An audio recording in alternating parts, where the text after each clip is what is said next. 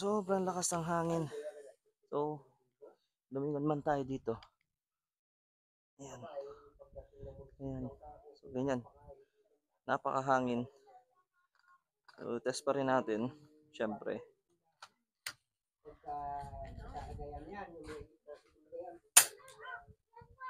Lagi siyang lusot pero hindi kita. Ayun, sa taas. Kaliwa.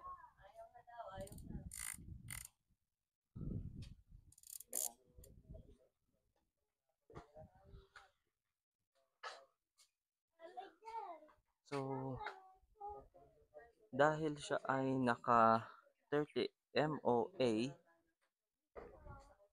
ang aking tama lahat ay nasa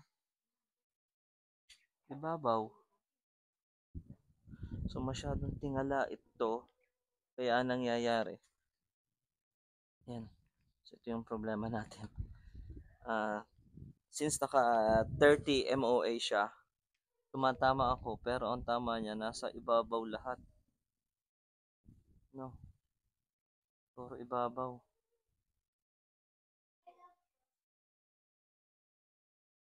Parang nasa 10 to 12 sa ibabaw. Try nga natin ilipat dito. Sa bottom. Ito yung target.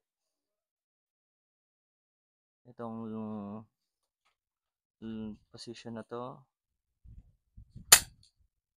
Ayun nga.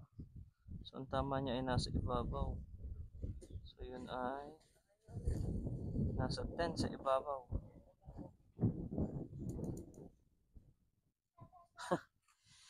So, nasa ibabaw siya. So, pwede natin siyang i-test ng nasa 10 sa ibabaw. Kaysa magkalas pa ako ng scope. Ang hahabol natin is matcha kung maganda yung tama. So, ayun. Ito muna.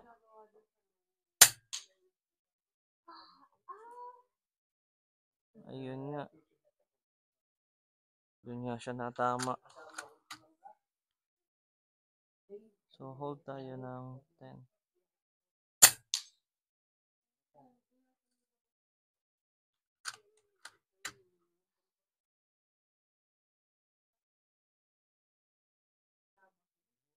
Bebe, yan. Bebe, huwag kang umarang. Naharang ka naman. Yan. Hindi tuloy kita yung aking shots. Hindi tuloy nila nakikita.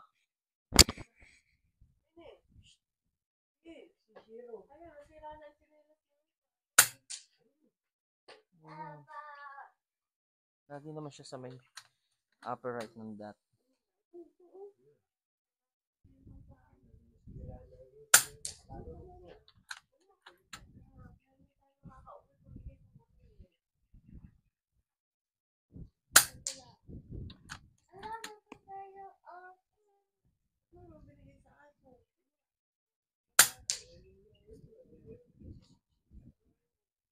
One, two, three.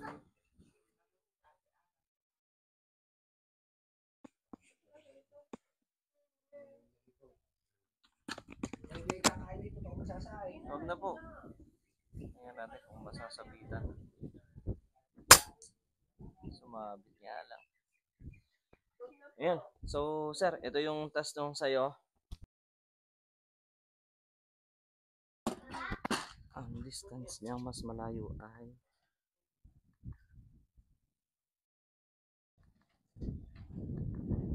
76.2.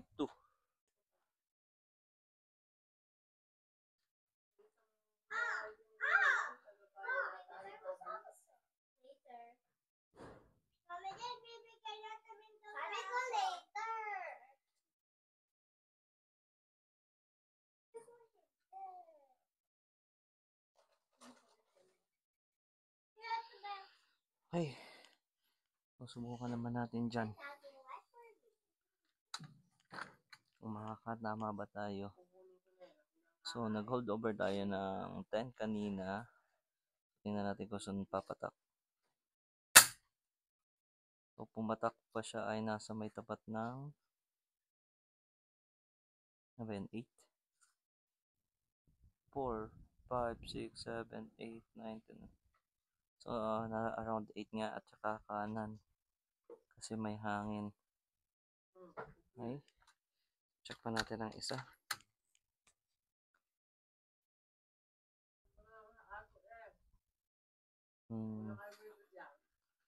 Oh, nalipad pa. Lakas ang hangin. Oh. So, yung butos na yun. Wow! Dikit ang butas. Tama ba? Dikit. Oo nga, dikit nga ang butas. Ayos ah. May laman pa ba? Okay, meron pa. So, test tayo. Merong bakal dito eh. So, 4, 8. Subukan muna natin. Lakas ng hangin. Oh, tinamaan. Yun nga lang, iisa ng laman.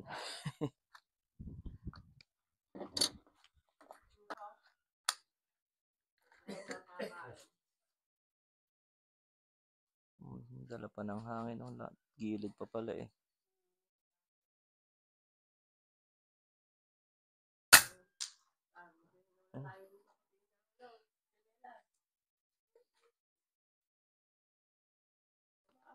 Medyo may kalat siya kasi pabago-bago yung hangin doon.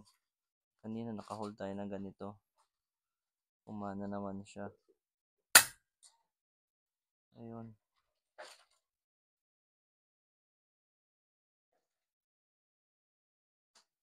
Ngayon, dikit sila sa kaliwa yung tama. Kasi mas mahina naman niya talaga yung hangin. So, medyo ganito ang gawin natin.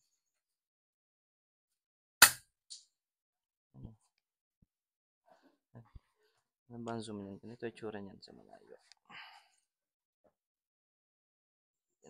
Para makita nilang medyo malayo talaga. Ayan. Ganyan siya, malayo naman siya.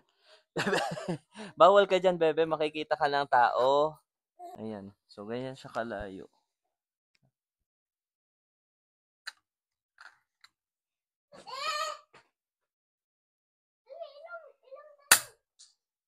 Kahit ibinaba ko na yung zoom, tumatama. So, yan ang advantage ng first focal plane. Mataas or mababa man yung zoom ninyo, basta naka-hold over siya doon sa distance na yon, siya ay pareho ng tama. Unlike sa second focal plane, pag binago mo yung zoom mo, iba na rin yung hold over mo. So, yun ang kagandahan kapag naka first focal plane. Kaya, madalas, mas gusto ko talaga ang first focal plane, lalo na kapag ganyang tamad akong magpihit. No? So, yun ang advantage yan. So, ibalik natin siya sa mas mataas na uli.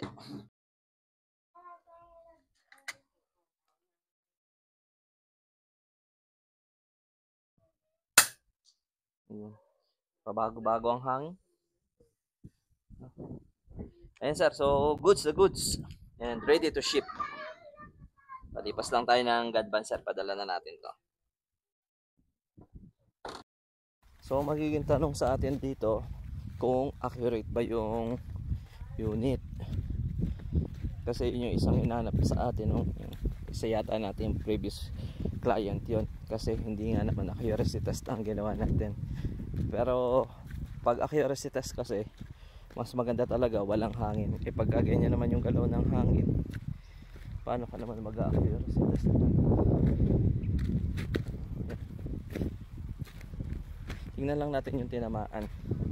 So pansinin nyo yung tama dito, dyan sa ibabang yan. 2 o'clock halos lang nung ating crosshair, nung ating sentro, 2 o'clock lang niya. Tapos ito ganun din, yung distance ng tama dito at dito pareho.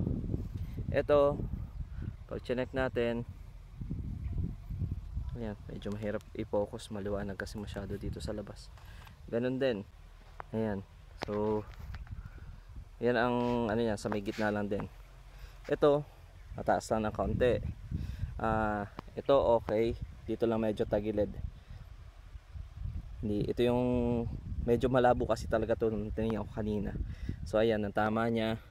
Tapos ito, ayan, sa may gilid nakakapit pa yung bala. So ito yung tinatarget natin. So halos pare-pareho kung titingnan nyo mabuti. Yung pinapatakan ng kanyang bala, lahat doon. So hindi ko na siya pinaka-adjust na 0-0 kasi nga nasa taas din naman siya. So ayan, makita natin na ganun yung pinapatakan niya. So goods na goods po ito.